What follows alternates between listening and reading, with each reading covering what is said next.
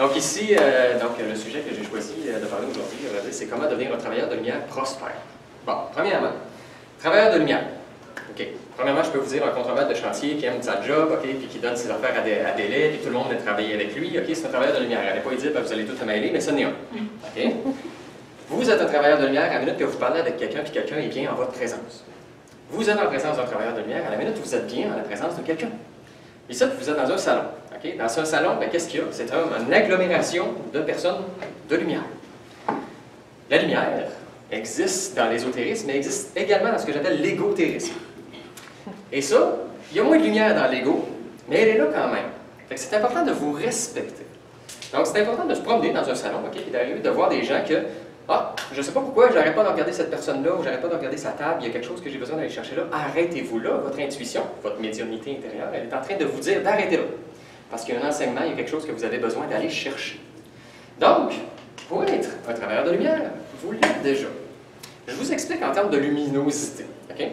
Souvent, vous avez peut-être entendu parler de maîtres ascensionnés, mettons Saint-Germain, Jésus, quoi que ce soit. Bon. On a toute une lumière à l'intérieur, comme un phare, okay? Comme un soleil. La lumière d'un maître ascensionné est peut-être 1 million de fois plus forte qu'un être humain normal. Okay? Quelqu'un qui ne travaille pas sur lui est un être humain normal. Okay? Et comme vous êtes ici, peut-être vous illuminez déjà à 1000 fois, 5000 fois, 10 000 fois quelqu'un. Un maître qui serait sur Terre, exemple Saïma ou Saï Baba, des gens qui ont une mission sur Terre de montrer et de donner de la lumière, à vrai dire, ont peut-être 100 000 fois la force d'un être humain normal. Fait que nous, notre but, c'est d'aller chercher de plus en plus de lumière. Et ça m'amène à parler d'un sujet très simple avant de rentrer dans le sujet principal, c'est la protection. Premièrement, main levée ici, qui a entendu parler de la protection? Les protections, là, on parle de l'Archange Michael, l'épée de lumière, des bulles, toutes sortes les pendentifs, les pierres dans vos poches, il y en a de bien large. Okay.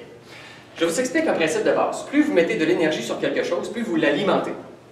Donc, ça nous amène à un problème. Protection égale peur. Si vous protégez quelque chose, c'est que vous avez peur. Donc, si vous avez peur, vous lui mettez de l'énergie, donc vous mettez de l'énergie sur la peur, donc vous amenez la confrontation. Et là, en amenant la confrontation, il faut se protéger encore plus pour être capable d'attirer encore plus. Fait que finalement, c'est un cercle vicieux. Et je vous donne un exemple, c'est qu'au travers de la protection, OK, admettons qu'aujourd'hui, bon, je vais protéger, je ne sais pas, mon chat, ma maison, mon chat, ma femme, mes enfants, moi. Ça devient un peu infini à un moment donné. Là, c'est, OK, bon, est-ce que ça va finir un jour? Ou est-ce que si je suis pogné avec ça tout le reste de ma vie? Bonne question. Vos pierres, il va falloir tout le temps les avoir, parce que si vous ne l'avez pas, votre pierre, je n'ai pas ma pierre, on va me faire rentrer dedans. C'est fatigant. Fait que moi, je vous explique. Au début, là j'ai commencé à comprendre que, OK, bon, ceci t'appartient. Le négatif des autres, c'était ce qui nous affectait le plus. Mais à un moment donné, j'ai commencé à comprendre quelque chose de plus grand. C'est que par des enseignements, à un moment donné de Saïma, j'ai compris quelque chose, c'est qu'on est une éponge, à la base. Okay? C'est un peu un défaut. C'est une faculté quand même le fun. Il y a des gens émotifs autour de nous autres. On va ramasser tes émotions, on va donner mon énergie. On est gentil. En même temps, quand c'est nous autres qui est négatif, hey, on va ramasser ton énergie, on va donner mes émotions. On est autant gentil que méchant. Fait que, étant donné qu'on est une éponge, on a une solution. La solution, c'est de rayonner. Donc, un travailleur de lumière. Comment rayonner? Ça, c'est de voir de façon différente. Je vous ai dit tantôt, on a toute une lumière ici. Cette lumière-là peut prendre de l'expansion. Alors, admettons que vous n'êtes pas bien en compagnie d'une personne. Si vous arrivez, vous faites une bulle. Vous demandez à Michael, protège-moi ton épée de lumière, peu importe votre technique. En faisant une bulle, la personne ne vous affecte pas, mais vous ne pouvez pas l'affecter non plus. Vous ne pouvez pas aider une personne en vous protégeant, mais la personne ne peut pas vous aider non plus. Fait que s'il n'y a pas de bulle, vous pouvez aider la personne, mais elle peut vous rentrer dedans aussi. Fait que là, on est comme dans un mystère. Qu'est-ce qu'on fait avec ça? Et puis là, c'est là que j'ai appris un peu à rayonner. Donc, rayonner, c'est-à-dire que la lumière qui est à l'intérieur de nous autres, tout ce qu'on fait, c'est qu'on lui donne de l'expansion. Puis pour ça, ça prend juste la respiration. Je pense que vous êtes ici, donc vous respirez. Donc, vous avez tout ce qu'il faut. C'est ça. Une intention et la respiration. Donc, ça vous intéresser d'apprendre à rayonner. Mais avant, je vais vous expliquer quelque chose de ça. C'est que pour rayonner, qu'est-ce que ça nous apporte? C'est qu'admettons que j'ai quelqu'un de négatif ou je lance une pièce négative. En rayonnant, c'est moi qui change l'énergie de la pièce en celle que je veux. Et comme j'affecte tout le monde autour de moi, j'aide l'énergie à monter de tout le monde et je ne me sens pas du tout affecté. Parce que c'est moi qui rayonne. Le soleil, il a besoin de se protéger, il faut juste rayonner. Lorsque vous illuminez comme ça, vous êtes le soleil, vous rayonnez sur tout le monde. Fait que la gang de négatifs, c'est comme moi j'arrive avec ma lumière, posez-vous. Fait que donc, au lieu de se laisser affecter par les autres, vous affectez les autres, mais positivement. Connaissez-vous l'origine de la protection? La magie. Parce que lorsqu'on jette un sort sur quelqu'un, il avait de grosses chances qu'il nous rebondisse dessus. Alors aujourd'hui, utilisons le même principe. Qu'est-ce qu'on envoie à quelqu'un si on utilise la bonne façon l'énergie, l'amour? On lui envoie de l'énergie, de l'amour, de la guérison, il envoie des bonnes intentions. Le pire qui peut nous revenir d'en face, c'est ce qu'on a envoyé. Ouais. On a-tu besoin de se protéger de ça? Tu sais, une grosse boule d'amour. Tiens, maman, hein? Elle m'a redonné ma boule, tu sais. Je suis pas déçu. C'est gentil, elle m'a redonné mon énergie. Fait qu'elle ne m'a pas donné quelque chose de négatif au travers, elle m'a donné quelque chose de positif parce que je l'ai juste renvoyé. Donc, on n'a pas besoin de se protéger. Ce qu'on a besoin, c'est de rayonner.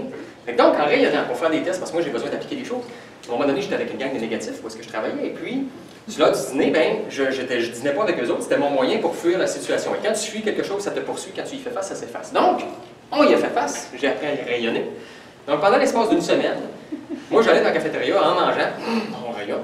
Là, je pense que c'est un peu fictif, là, je ne comprenais pas, Fait que donc, j'arrivais, puis je rayonnais devant eux autres. Ni vu ni connu, puis je mangeais ma bouffe, tout allait bien. Mais tranquillement, pendant la semaine, on dirait que l'énergie du monde montait. Les gens étaient moins négatifs. À la fin de la semaine, ça parlait de leurs vacances, ça amenait des photos de famille, c'était fou, que c'est ça, cette gang-là. Mais en même temps, ça avait des idées positives sur la job, c'était plus optimiste. Qu'est-ce qui s'est passé là? À la maison, c'est vrai que les énergies retombaient à zéro, mais au moins, l'énergie pendant la job était meilleure de plus en plus. Tout ce que j'ai fait, c'est rayonner. La semaine suivante, j'ai arrêté de rayonner, ils sont tous revenus négatifs, mais ça les appartient. On a chacun notre travail à faire, on ne peut pas le faire à la place des autres. Donc, pour rayonner, tout ce que vous faites, c'est que lorsqu'on inspire, on se recharge. Okay? Nos poumons, là, okay, notre cœur, c'est le centre. Okay? C'est là la fusion des énergies. Okay? L'énergie d'en haut, l'énergie d'en bas. Donc, l'énergie de la terre, l'énergie de la source, Dieu, Bouddha, Krishna, peu importe vos religions. Et il y a une autre énergie qui est intéressante, c'est le prana. Le prana, c'est toute l'énergie qui est ici. Partout, okay, le soleil, la neige, l'eau.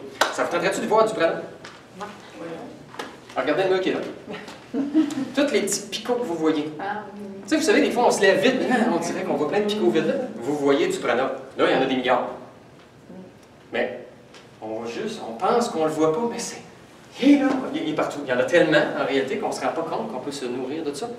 Mais attention, la nourriture, c'est d'autres choses également. Donc, le prana, c'est également une troisième source d'énergie qu'on est capable d'avoir à l'intérieur de nous.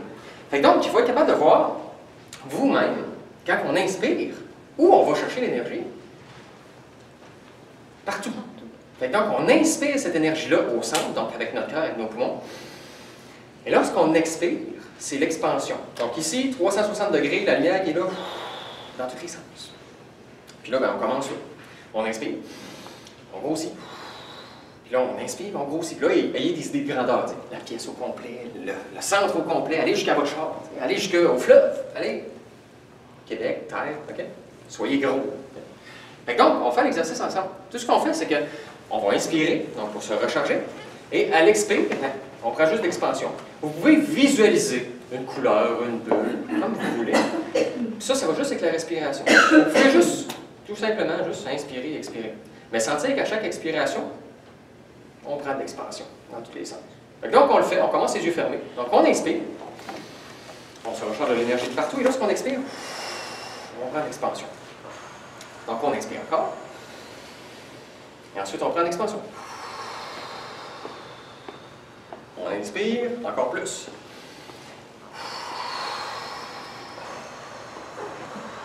Il n'y a pas de respiration préférable ou quoi que ce soit. Là, ce que je veux vous demander, ouvrez les yeux. On inspire, on le fait encore. On rayonne plus. Mettez les mains en avant comme ça. On inspire. Et on expire.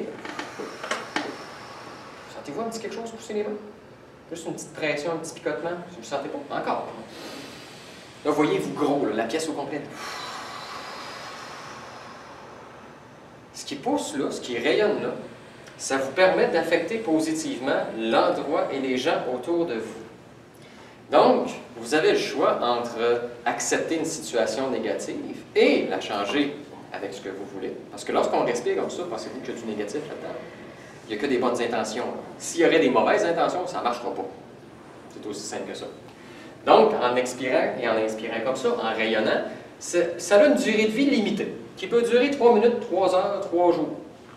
Vous allez le sentir. Si vous arrivez, ah ouais, je me sens mal, j'aurais dû. Tu sais, des fois, on se dit, ah, j'aurais dû me protéger. Bien, Il n'est jamais trop tard de commencer. Mais là, au lieu de te protéger, hein, commence donc à rayonner. Donc, j'inspire, je rayonne. Donc, vous devenez des travailleurs de lumière. On revient sur le sujet. Prospère. Travailleur de lumière, prospère. La prospérité, c'est quoi? C'est d'être en équilibre dans sa vie. Équilibre dans sa vie commence par le couple, commence par soi-même, et continue ensuite avec ton travail. Donc, ta vie personnelle, autant que ta vie professionnelle. D'être en harmonie veut dire d'être capable de créer des choses et de recevoir des choses. Et souvent, on ne fait que créer ou d'être dans l'attente de la création, plutôt que d'être dans l'attente de la réception. Parce que vous savez, on a tout appris le cours comment donner quand on est né, okay? Mais on n'a pas jamais appris comment recevoir. Et ça fait justement des gens qu'on est tous naturellement des donneurs. Okay? Mais quand on se fait donner quelque chose, oh non, c'est correct, j'en veux pas. On a de naturel un refus envers donner. Puis ça, ça recule un petit peu plus loin. Si on voit avec la religion, okay, on vous a tous dit des belles phrases avec la Bible, okay, que c'est important, donner au suivant, puis faites aux autres ce que vous voulez qu'on fasse, quoi que ce soit. C'est des très belles phrases, j'ai rien à dire contre ça. Mais on vous les a-tu déjà expliquées? Ça, c'est autre chose. Parce qu'on vous a déjà parlé de beaux discours, mais c'est rare qu'on vous les a expliqués. C'est pareil comme vous donnez l'exemple. Bon, tu sais, je lâche prise. Ah, je lâche prise. Comment? T'sais, laisse aller. Comment? Là, c'est « Oh, OK, c'est intéressant d'avoir des petites techniques de temps en temps. » Puis moi, j'en ai découvert plusieurs qui fonctionnent, fait que je les enseigne. Pas aujourd'hui, pas une fois. Je vais faire la promo tantôt. Et donc, ça nous amène à comprendre l'équilibre, c'est d'être en harmonie dans sa vie. En harmonie. Bon, commençons par le couple. Premièrement, un homme et une femme ne sont pas pareils. OK? Même si c'est un couple homosexuel, c'est pas grave, les deux ne sont pas pareils. Donc, une femme qui arrive et qui vient me voir et qui dit « Ah, j'aimerais ça que mon chum me colle puis me donne de l'affection. » Première question que je pose, c'est « Y a-tu demandé? » Là, la madame a dit « Ben non, il se posait le savoir. » Erreur. Un homme s'en calisse. Donc, vous avez besoin de lui dire, première chose. Puis si un homme veut quelque chose, il s'attend à ce que la femme le fasse. C'est la même chose. Elle ne peut pas le savoir, elle n'est pas comme toi. Donc, il faut être premièrement prêt à baisser sa garde et le parler. Parce que qu'est-ce qui arrive? Un couple à long terme, ça se crée à court terme. Ça se crée en exprimant déjà qu'est-ce qu'on a contre la personne ou pour la personne. C'est bon de dire des qualités, pas juste des défauts. Là. Puis après un certain temps, qu'est-ce qui arrive? C'est que l'harmonie qu'on trouve comme ça, on vient trouver un équilibre. Donc, on commence tranquillement à exprimer qu'est-ce qu'on aime et qu'est-ce qu'on n'aime pas chez notre voisin, autant que chez notre conjoint, autant que chez nos enfants. Puis ça les aide à évoluer. Puis vous-même, demandez aussi ce qu'on vous dise vos défauts, vos qualités. Ça va vous aider à trouver votre équilibre avec vous-même. Tu sais, parce que s'aimer soi-même aussi, c'est un facteur qui est assez difficile. Puis si on arrive à s'aimer un jour, on va créer la plus belle planète qui existe. Mais en même temps, si les autres nous aiment, c'est plus facile de s'aimer. Tu sais, l'épreuve du miroir est toujours un petit peu difficile. Si on arrive, on se regarde dans le miroir, je suis beau, je m'aime, tu sais, puis, elle est dure. Mais si les autres nous donnent des compliments, on finit par le faire. Okay? Pareil quand on est jeune, okay? Si on se dit qu'on est un petit lait, qu'est-ce qui arrive? C'est que premièrement, on va créer que physiquement, extérieurement, on va le devenir. Parce qu'on va créer, on va avoir des boutons, on va être mal, ou on va se mal soiffer, quoi que ce soit. Donc si on se fait dire qu'on est beau, contraire, donc on va faire de plus en plus beau, on va rayonner de plus en plus. Alors, regardez, c'est juste, vous donner un exemple quand vous étiez jeune. Okay? À la minute, vous êtes fait une blonde ou un chum, là tout d'un coup, on devient intéressant pour tout le monde. Okay? Mais avant ça, personne ne nous voulait. C'est un petit peu le défaut, c'est que quand quelqu'un nous aime, on commence à s'aimer, puis quand on commence à s'aimer, on commence à rayonner. Fait que ça, c'est un équilibre aussi dans sa vie, de savoir le pour et le contre. Donc, ça nous amène à trouver un équilibre dans son couple, ça nous amène à l'expression, communication. Okay. Donc, communication, on peut mettre ça, on va interpréter ça aussi avec le travail. Le travail. Bon, souvent les gens viennent me voir et ils disent « Bon, ok, moi je fais des soins ou je fais des peintures, quoi que ce soit, je veux vivre de ça. » Bon, premièrement, je vous explique. Il y a des raisons pourquoi on n'est pas capable de le faire. Attention, je ne vous dis pas que ce n'est pas faisable. C'est des étapes. La première chose, c'est que si on veut faire un nouveau travail, okay, parce que souvent, les gens vont flusher le travail pour faire autre chose. Si tu fuis un travail, tu es dans la merde. Je vous explique. C'est que quand tu fuis quelque chose, c'est pareil comme, mettons, je vais crisser ma conjointe là, parce qu'elle est haïssante, tout ça. Vu que je la fuis, la prochaine, je vais trouver, va être pareil.